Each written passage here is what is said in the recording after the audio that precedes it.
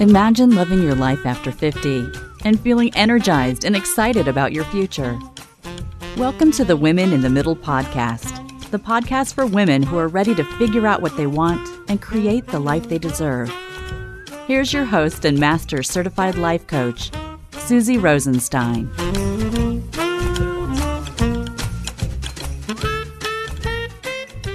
Hey there, welcome back to the podcast, Women in the Middle. I'm your host, Susie Rosenstein, your Master Certified Coach and Midlife Mentor, and I'm so glad to be here with you again for this week's episode, which is all about when your unhelpful thoughts aren't that obvious in midlife.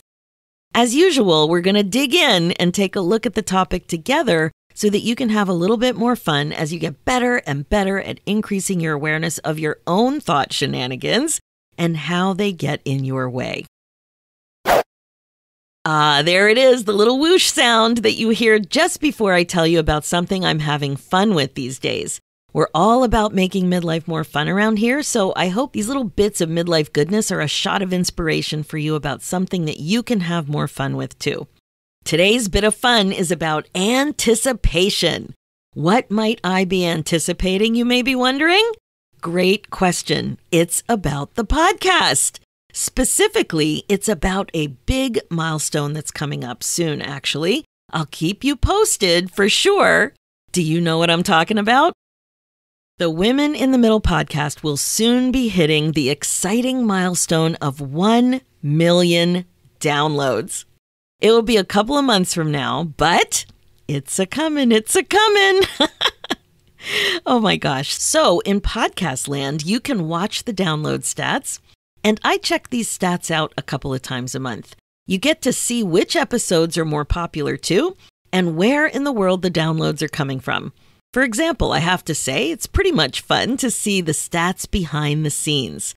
Right now, as of me preparing and recording this podcast, people from 88 countries around the world are listening, and 931,585 downloads have occurred. Pretty amazing, right? And if you're a Curb Your Enthusiasm fan like I am, it's pretty good.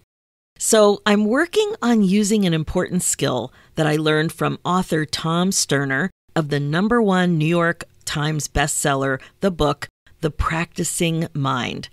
So it's about being present enough to actually enjoy the anticipation of the milestone and not just wait to celebrate the milestone. That is, not just celebrate the goal or not just celebrate when we hit 1 million downloads. So this lead up counts too. It's so easy for us to just discount the doing and focus only on the goal, the attainment of the goal, which takes you right out of the present moment and deprives you of some joy. So I'm working on not doing that and enjoying the road to this milestone too. I'm thinking about how to celebrate it all though, for sure. So stay tuned for more info about that and please let me know your ideas. By the way, Tom Sterner was featured on the podcast in episode 156, Finding Joy in the Present Moment. So if this concept is interesting to you, you will love this episode. The link will be in the show notes. Or you could look it up on whatever podcast app you use. Again, it's episode 156. So like I said, I would absolutely love it if you would go to www.bit.ly/feedback to Susie. It's bit.ly, bit.ly/feedback to Susie, and tell me what you think about how to celebrate the 1 million download milestone for the Women in the Middle podcast. But I'm telling you, this anticipation is super fun, and my celebration has already started.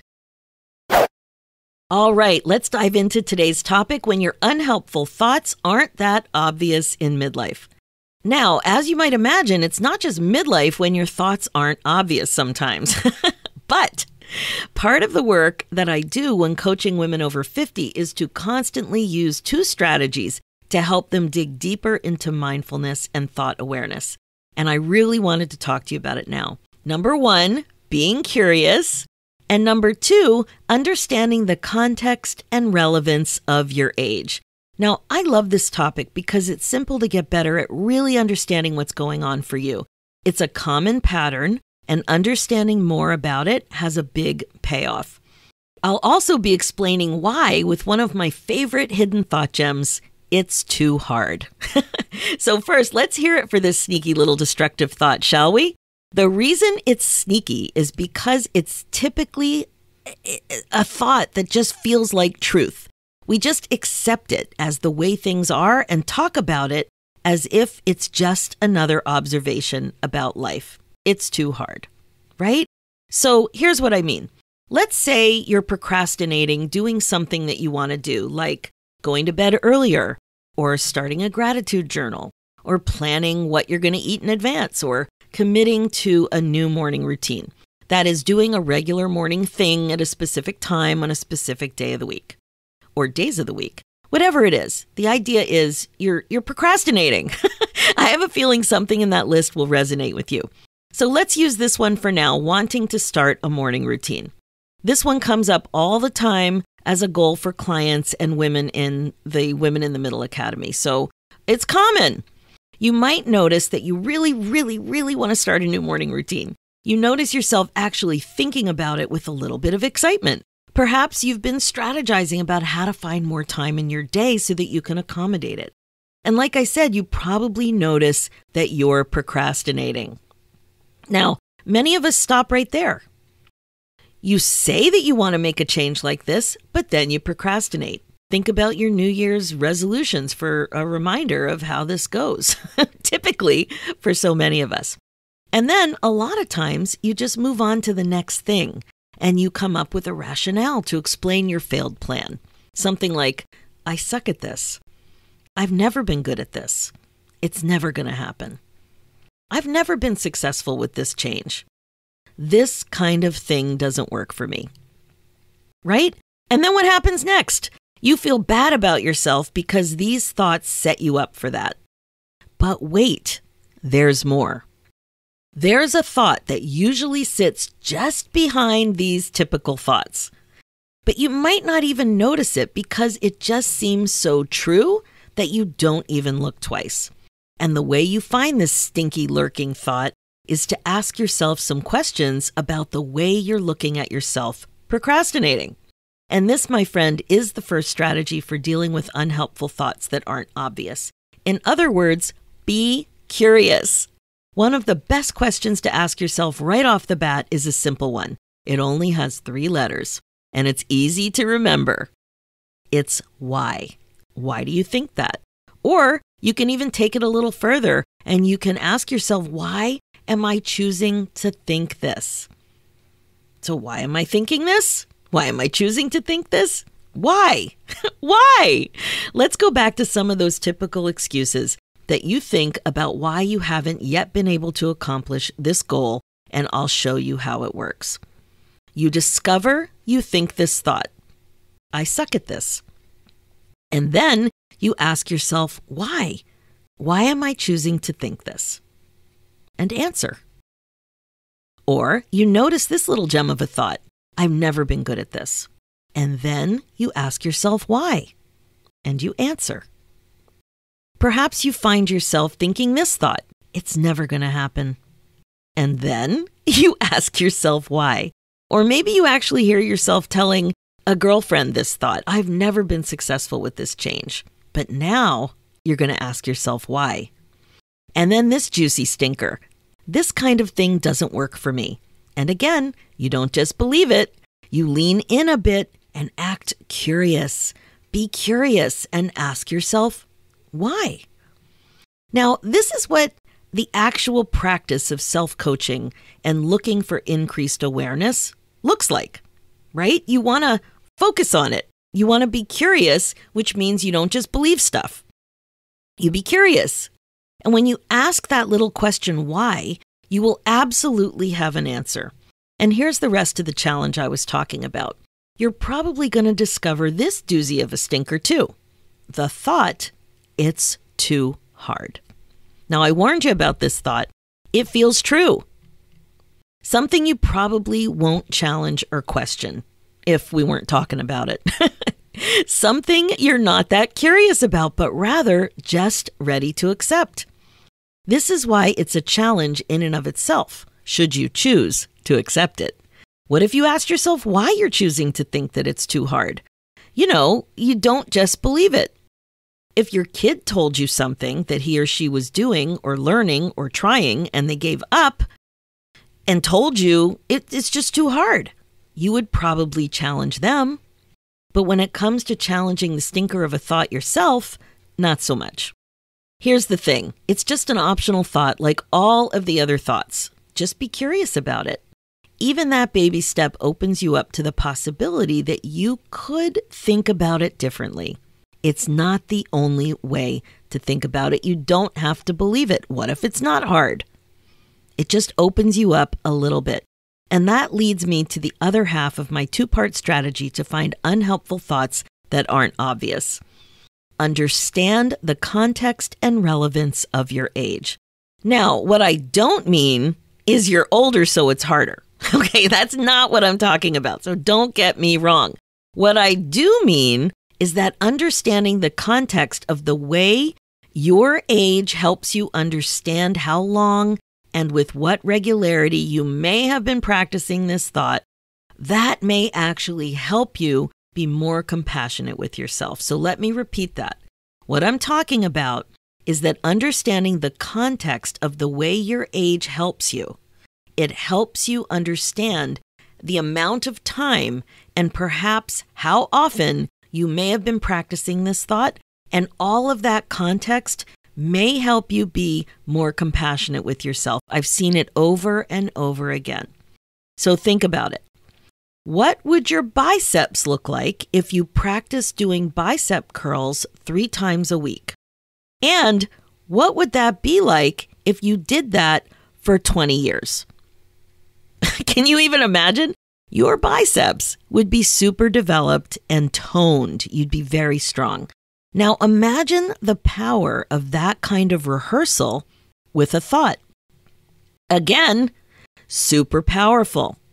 This is why you can train your brain to think new helpful things, and also why you can train your brain to think unhelpful things. So if you've been thinking an unhelpful thought like it's too hard for 30 plus years, imagine the strong habit and negative impact you've set up for yourself. That's what I mean about age. So if you're around 50, you've likely been thinking a thought like this for 30 years, 20 years, 25 years, a long time. And I don't even know how often you've been thinking it, but if that kind of a thought settles in, quite possible it's become a habit that you have repeated, because that's what a habit is, right? For a very long time. When I found a stinky thought, it was going on for 40 years. And I've talked about that many times on the podcast. For me, that thought that I found that was completely unhelpful was, it's so not true, that it's harder for me to lose weight because I'm only 4'10". And I could figure out about how old I was when I started to think that thought. And then I never questioned it. I never questioned it until I got busted by a coach. And I was shocked because it just seemed like truth. Exactly what I'm talking about now. So it's not that age is a bad thing, but the context for this example shows you that it's important to show yourself some compassion when you realize the strength of your habit. Do you follow? Imagine those biceps. This is a relevant thing when it comes to creating neural pathways in your brain. So, my friend, curiosity and compassion are super important when it comes to you being more open about being intentional about your life. It totally matters. You need to be curious and compassionate towards yourself so that you can lean into, train yourself, be more open regularly to what you can do better in your life with more intention, whatever that is. Whatever that is. So much of what we're doing here is thinking on purpose, feeling on purpose, right? So this is what we're working on, you being more intentional about your life on purpose. This is serious business. And age counts, but not in a bad way. It's just to give you more context of what's been going on, more understanding, more awareness. So these two strategies will help you understand more about how you think, what you feel, and what you do as a result. If you don't get the outcomes and results in your life that you want on purpose, you don't have a personality problem. You have a thinking problem. And the good news is, it's a thinking problem that you can learn to work with. You can work with it so that it supports the results that you want. You can learn to fix it in a way that serves you. Wouldn't it be great if we could fix more of our problems with curiosity and compassion? That's what we're talking about. And this is a theme. If you're a regular listener, you've heard this come up here and there in different podcasts because it's so helpful. This concept and related concepts really, really helped me, and I know that it can help you too. Remember, you are not too old and it's not too late. You can totally do this one thought at a time. So there's one more thing. I have a free gift for you on my website called 5 Steps to Defunkify Your Midlife Mood, and it's all about thought awareness in midlife.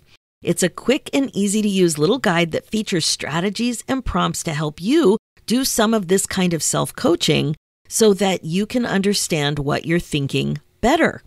It will help you increase your awareness as to what's going on up there step by step so you can get on with it. Get on with the very important personal work of being more intentional about what you want and making a plan to get there. As you know, when you want to make a change, nothing happens by accident. So this free guide will really help you be happier, more confident, and finally find yourself again so that you don't have regrets and so that you can just be way more intentional. Who doesn't want that? So I have another bit.ly link for you. So remember, it's www.bit.ly/thought awareness. So it's www.bit.ly/thought awareness and grab your free download and have fun with it. Of course, this link will also be in the show notes. So that's what I have for you today. That's it for this episode. As you know, my focus as a midlife coach is to help you become the queen of your brain domain. And what that means is learning how to get better at catching yourself in the act of thinking forward and wasting less time spinning and feeling stuck about what you want and how to get there, yada, yada, yada. This is what regret-proofing your life is all about. Now, if you want to go faster and have more fun, you can. The bottom line is that change is easier and better with coaching and support, and I can totally help you. You really have to join us in the Women in the Middle Academy. It's my 6-month coaching program where you get the coaching you need to apply what you're learning here in the podcast and get the clarity and excitement in your life again that you've been looking for. Don't waste another second feeling stuck. Book your momentum call and we will take it from there. Just head over to www.womeninthemiddleacademy.com. For show notes and links and info about how to download your free gift, 5 Steps to Defunkify Your Midlife Mood, go to www.susierosenstein.com and click on the podcast tab to find the information about this episode. Let's do this, ladies. It's time for you to put yourself first, one thought at a time. Thanks so much for listening, and I'll talk to you next week.